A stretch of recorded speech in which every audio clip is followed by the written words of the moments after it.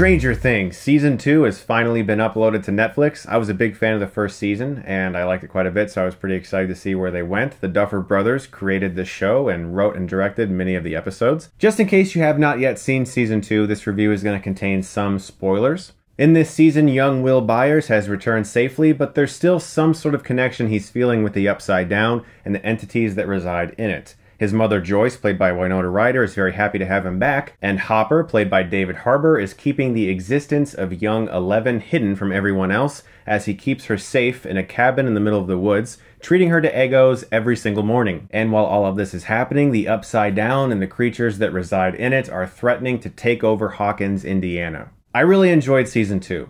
I think that it's a good follow-up to the first. It's a slow build season. It takes a while to set up events that lead you to the last two episodes, which I think are maybe the best in the whole show.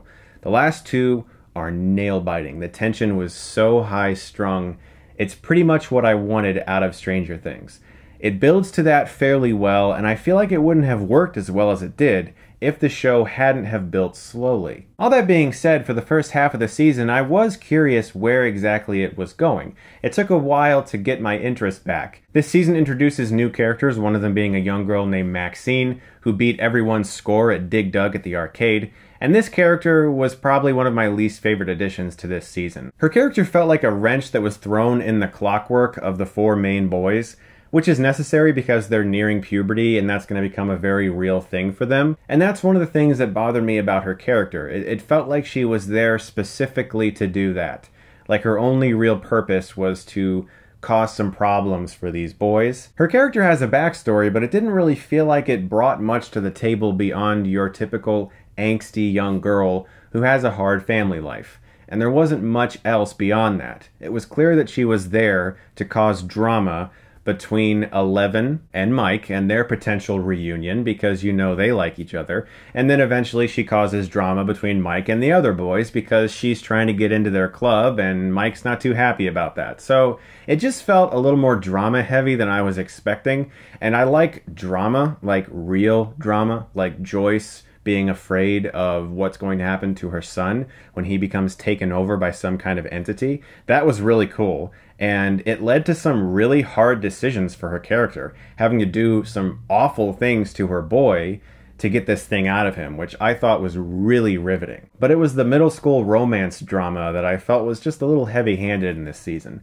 If we're talking about negatives, let's just get this out of the way. Episode 7, The Lost Sister, is, I feel, the first terrible episode in this show. It feels almost like what's called a backdoor pilot. A pilot episode for a spin-off show snuck into an already successful show. This entire episode did not work for me, nor did any of the performances in it, save for Millie Bobby Brown, who is always excellent as Eleven and remains one of the best characters of this show. 8, another girl who was at that same lab tested on. I found this entire episode to be a strange detour that was very poorly written and unnecessary. 11, or Jane's backstory, is very relevant and very pertinent to this show, but the exploration of it here felt so lazy to me. It felt almost like they took what was the best character in the show and tried to explore her background, but not doing that really. Exploring it in a way that sets up a possible other story, which just seemed very, very flaky to me.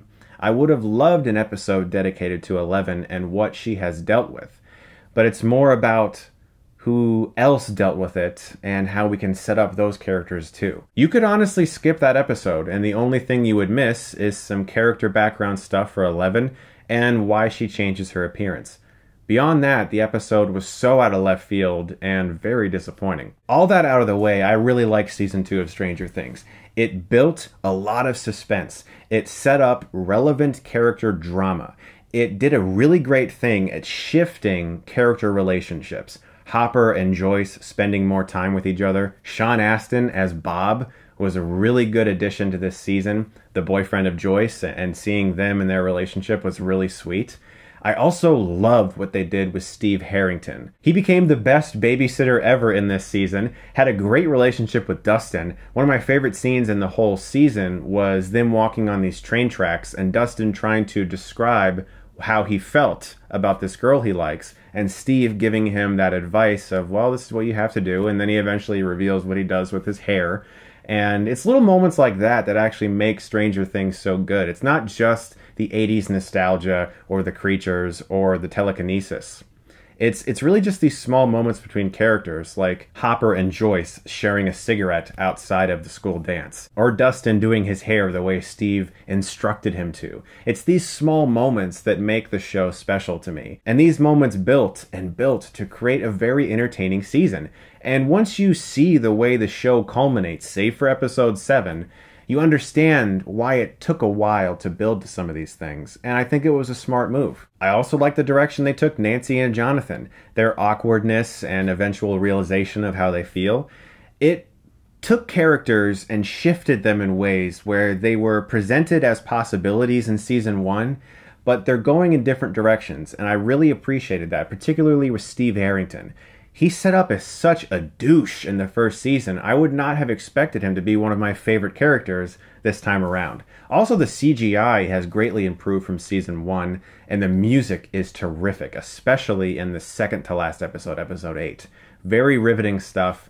Season 2 is really good. I would say it's a hair below season 1, and my main reason for that, beyond some of the character issues I had, and obviously that one terrible episode, is that it didn't quite have the sense of urgency that the first season had, with Will being missing. This time around, Will is still being used by the creatures in the Upside Down, but the sense of urgency was not as great, but still, it's a very entertaining show with great characters, really good writing, excellent cinematography, and it's also not quite as derivative as the first season.